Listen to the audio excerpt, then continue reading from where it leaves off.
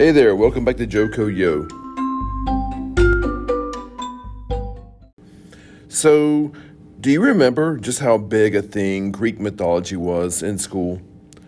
I mean, for as long as I can remember, I was learning about the Greek gods and goddesses. It seems like my knowledge of basic addition was gained at the same time as my knowledge of Zeus, Poseidon, and those guys.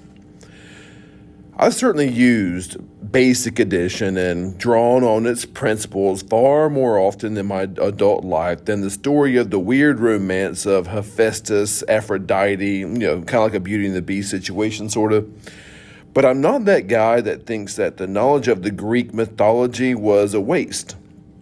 Trust me, after having been a high school teacher for over 20 years and in an area not exactly famous for its appreciation for the liberal arts, I've heard, when am I ever going to use this stuff in my real life? More times than I can count. I actually hear its more definitive cousin, I'm never going to use this stuff, more often. And one time that statement was accompanied and followed by the throwing of a chair across the room. And so talk about not appreciating a liberal arts education. No, I've definitely found value for that old stuff from Greece. I mean, you could say, of course you do, that, hey, you're a history teacher, to which I would say, well, yeah, of course, that's true, but I see other value too, maybe not in all of them, but a lot of them. Not because of knowledge per se, but because of the wisdom in them. There's a difference between knowledge and wisdom. Like, even the stories of when Zeus turned himself into various creatures to seduce various women. I mean, through the stories of when he turned into a swan or a bull or an eagle or an ant, a bear, a goose, a snake, or even a vulture, we learned that our successes and our downfalls can come in any form and at any time. There's that. They also teach us to get out of the way of amorous bears and randy swans. The story of Hephaestus and Aphrodite shows us that love can be completely illogical. The story of the Trojan War is loaded with lessons, not least of which is when three women get in your face and demand that you tell them together, standing side by side, which of them is the prettiest. Yeah, that's a good time to begin walking in the other direction quickly. That same story shows us just how far pride can make you fall, just how destructive vanity can be, and how jealousy can ruin entire civilizations. How far people will go to protect their children, and how sometimes it's a better idea to just let them make their mistakes. When you consider the art, music, literary, scientific and mathematical contributions of the Greeks, the conclusions are pretty clear. They were some pretty smart people. I mean, especially for people that didn't bathe or wear underwear. And the answer to when am I going to use this stuff becomes obvious. I mean, if you're smart, you'll try to use it every chance you get. But on a more concrete level, it was the Greeks that gave us the core of our language and so many of our sports teams' mascots. Titans, Giants, Trojans, Spartans, and those last two were even made mascots of two of our high school teams in Johnston. Sadly, it seems that we're pushing wisdom like that to the side these days, as it's hard to put that wisdom on a standardized test. No matter how important the gaining of wisdom is to keeping a democracy alive, there's no money in it for testing companies, so out it goes. As the group Smashmouth once prophesied, your brain gets smart but your head gets dumb. I mean, Smashmouth not exactly known for its prophetic wisdom, but there you go. One of those stories that has been nearly forgotten by most Americans, and one of those that few children has ever heard. I mean, there's no room for stories when you have to spend most of your time teaching test-taking skills. But one of those stories that people used to learn from the old Greeks that we don't hear anymore is the story of Damon and Pythias. Now, according to this 2,000-year-old story, Damon and Pythias were followers of the teacher/philosopher Pythagoras. You may have heard that guy, speaking of things that you don't think you're going to use again, who emphasized moral strength and the superiority of truth above all else, even mortal human lives. Truth lasts forever, life is temporary. Also honor, integrity, and service too. All those things were like at the core of Pythagoras' teaching. Now, the ruler of the city of Syracuse in our story was a very harsh tyrant named Dionysius. The story is quite old, and different versions tell which one did it, but one of these young philosophers and lovers of truth, dignity, and honor, either Damon or Pythias, became well known in Syracuse for speaking out against Dionysius. It seems that Dionysius became king through a fraudulent means, and fraud committed against unknowing people for your own benefit was dishonest, dishonorable, unreliable, treacherous, and immoral, and the people of Syracuse were going to know about it. They made sure of it. The truth is more important than life after all. Of course, Dionysius doesn't much care for the rebellious philosopher and sentenced him to death, but before he died, he asked for a leave for a few days to put his affairs in order and to say goodbye to his wife and family. Dionysius said, "Absolutely not. We're not letting you leave. You've broken the law." That's when the other philosopher, I'll say it was Damon, told the tyrant, "Look, I know you want me dead too, but as of now, you have nothing on me. So if you let him go, he's going to come back. He's a man of honor. But if he doesn't, I tell you what we'll do.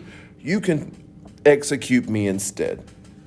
Dionysius thought about it and agreed to the deal, and Pythias left. When the day came and went, and Pythias had not returned, Dionysius called for Damon's execution, and Damon accepted his fate. Just as the executioner was about to kill Damon, Pythias showed up. Apparently he had been delayed, and he apologized for being delayed by pirates. He apologized for his boat sinking, and he apologized that he had to swim for miles to get to shore. But here he was, and he was ready to die. Now, astonished by the acts of both men, one of sacrifice and the other of honor, the story says that Dionysius was humbled and pardoned them both, and asked them both to help him understand and to be a better person. He even asked, apparently, to join them and be one of the three brothers instead of one of the two brothers, and they said, "No, I'm good." See, this is a story of devotion, dignity, honor, and caring for your fellow man more than yourself, and it was known to generations of American school children. Bitch hadn't heard it, though. The American children in both northern and southern schools were probably much more familiar with the stories before the American Civil War, and when they were adults, they both drew upon it for instruction during America's darkest times. But they seem to have interpreted this story different ways, even if they kept the Greekness of the story. You see, some read this same story of Dionysius and Damon and Pythias. Some read that story in the South pre-Civil War and saw honor and brotherhood and resistance to the government, and their definition anyway, what honor was, and went on to form a brotherhood, or to use the Latin word, a fraternity. They even used the Greek word for circle, kuklos, to indicate their group just after the Civil War. Their brotherhood, so to speak, and Ku Klux, well, it's going to be simplified to Ku Klux, and created the Klan out of it. Now, since its inception, it maintained an active presence in Johnston County's history. Now, some others, loyal to the United States, saw service to their fellow man in the same story and formed an organization based on putting others above themselves. Before their Southern counterparts formed this group called the Klan. In fact, it was this organization or fraternity that was chartered by an act of Congress. It was the very first of these organizations chartered by an act of Congress, and it was praised by Abraham Lincoln in the 1860s. And this organization, coming from the very same story, was called the Knights of Pythias.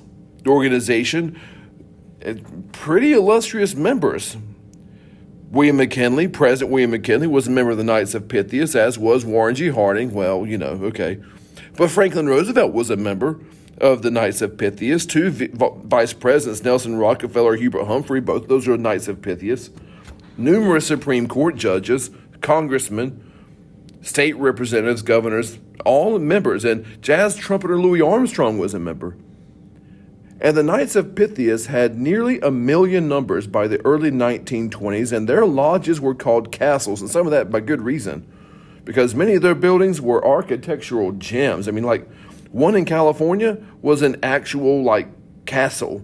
They built an actual castle. We had a Pythian building in Johnston County too in 1903. And like many of them, the design of this Clayton building was, for Johnston County versions, it was pretty majestic. It was built in 1910. The actual building was built in 1910, and it employed nearly all, and I'm not kidding, I looked up these guys, of North Carolina's best architects at the time to design and build it. And it had an all-star team. C.V. York, you may have seen York Properties, that the sign's still up now. Harry Barton, the architect of the Joco Courthouse. Charles Wilson, architect of the Farmers Commercial Bank in Benson, which is now the library. George Barber was architect of the Ashley Horn House in Clayton. All these guys worked on it. It was like an all-star team at the time. This building was the Pythian Orphanage, and it accepted children from 1910 to 1972 when it closed. Interesting. This same story, Pythias and Damon, was interpreted two different ways. Opposing ways even. This same story can be used to build up or to tear down. Build an orphanage for displaced children or burn crosses. Spread hope or fear. It's icky. But you know what? The story of Pythias and Damon, it's still worth learning. And the lesson, how you can interpret the same story two completely different ways, is also worth learning right alongside of it.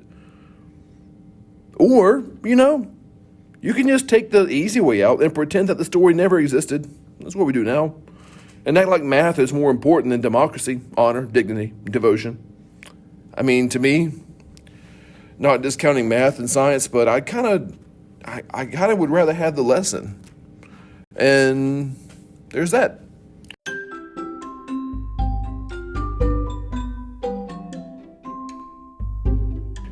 Y'all have fun with it. Another one coming soon. You guys be good.